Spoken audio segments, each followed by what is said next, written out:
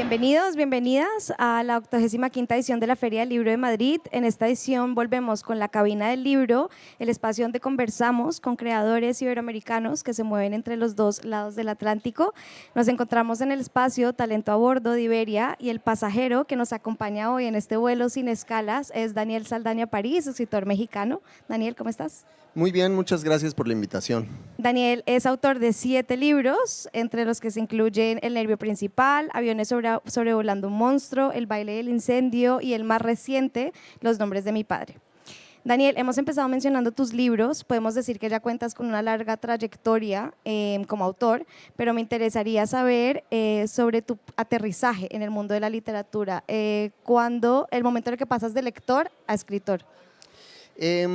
Pues en realidad yo creo que siempre fueron prácticas paralelas o simultáneas, o por lo menos desde muy chico, desde los 11, 12 años empecé a pergeñar pequeños poemitas en los márgenes de mis cuadernos y luego mi padre tuvo la mala idea de uno de esos poemas mandarlo a un concurso que se hacía en la radio pública en México, de radioeducación, que era una radio pública, y era un concurso de poesía escrita por niños. Y gané el concurso y dije, bueno, pues a lo mejor puedo seguir haciendo esto. A los 11 años, y de ahí un poco seguí escribiendo siempre. Luego en algún momento, claro, se profesionalizó la cosa casi sin querer, pero era una práctica habitual ya. Bueno, como sabes, esta edición está dedicada al humor. En tu obra esto aparece de una manera sutil, pero con muchos matices y suele estar acompañado como con un aire nostálgico, melancólico.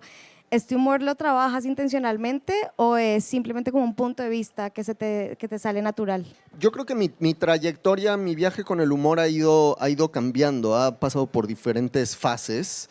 A lo mejor al principio, cuando estaba más cerca de la adolescencia todavía y empecé a escribir mi primera novela, por ejemplo, tenía un poco la creencia de que para parecer inteligente uno tenía que ser muy cínico, es decir, que el sentido del humor necesariamente tenía que implicar cierta dosis de sarcasmo, porque eso era la forma, digamos, de proyectar inteligencia.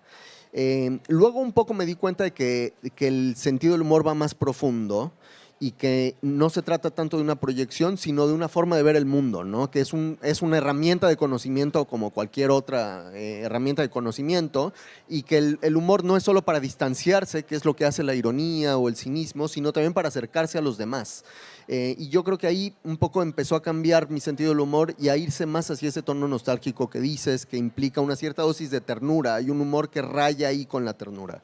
Hablando del lugar de producción, me interesa también cómo crees que recibe la gente ese humor. ¿Crees que encuentran complicidad, crítica, alivio o incomodidad? Yo creo que las dos, es decir, a veces siento, hay un montón de memes que tienen que ver con, no sé si soy latinoamericano, no sé si estoy deprimido o soy latinoamericano, que yo creo que son un poco un buen resumen del tipo de sentido del humor que a veces practico y que no siempre se entienden, ¿no? Es decir, sobre todo en traducción, que es muy difícil traducir el sentido del humor, sí me he encontrado con, por ejemplo, públicos en Estados Unidos que no saben muy bien qué hacer con aquello y que les parece profundamente deprimente lo que hago. Y yo digo, pero es chistoso en realidad, o sea, hay algo fundamentalmente gracioso, según yo, pero que cuesta trabajo en la traducción intercultural de pronto. Y al mismo tiempo he conectado con gente de todas partes que también lo recibe bien y que lo sabe descifrar mejor.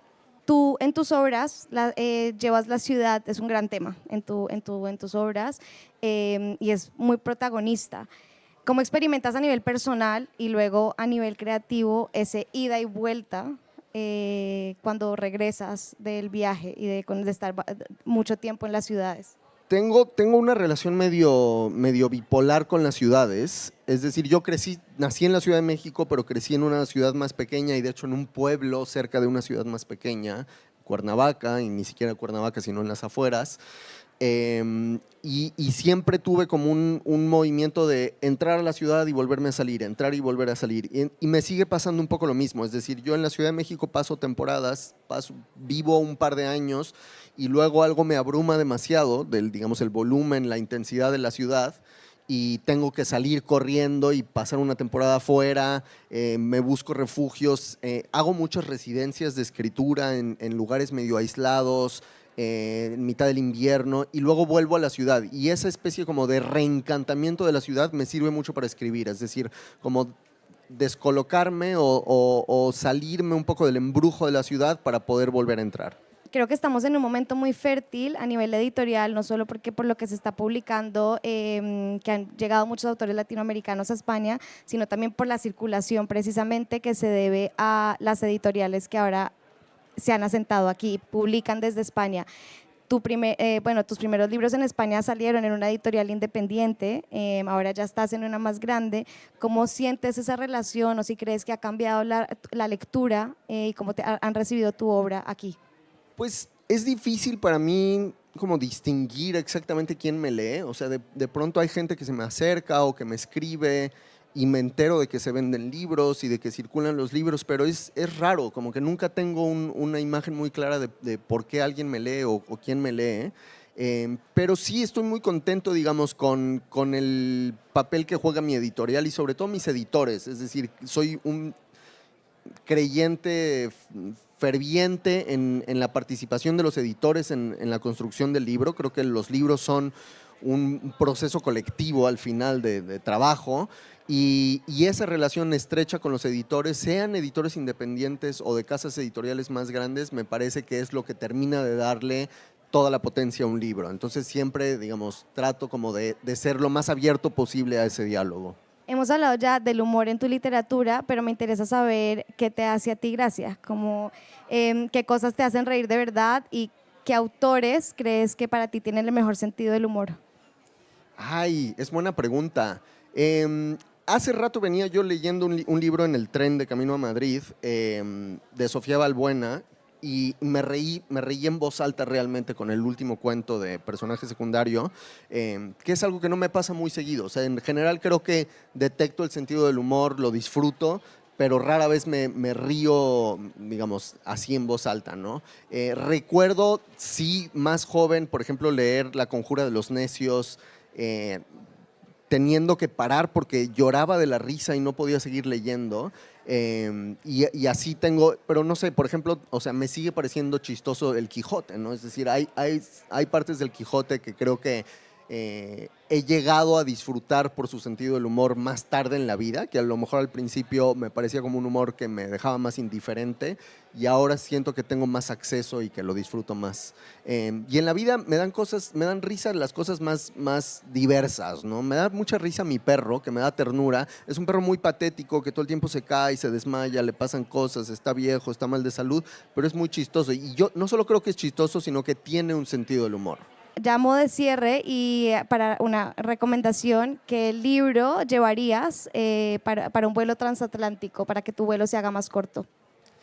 Yo recomendaría En busca del tiempo perdido de Proust. Cualquiera de los 7 volúmenes, si los tienen que llevar en un lector electrónico para mayor comodidad, mejor. Porque claro, al lado de Proust cualquier vuelo se va a hacer muy corto, ¿no? Es decir, es una obra tan… Y a la vez tan divertida, ahora que hablamos del sentido del humor, porque hay una ternura del narrador hacia su personaje que lo vuelve muy entrañable. Pero además hay algo de la lectura en los vuelos que a mí me permite concentrarme mejor que en ningún otro lugar porque no estoy con el móvil y creo que las frases largas y un poco alambicadas de Proust se penetran, se accede mucho más fácil a ellas en un vuelo transatlántico. Bueno, Daniel, muchas gracias por habernos acompañado en este viaje y los esperamos en una próxima cabina del libro.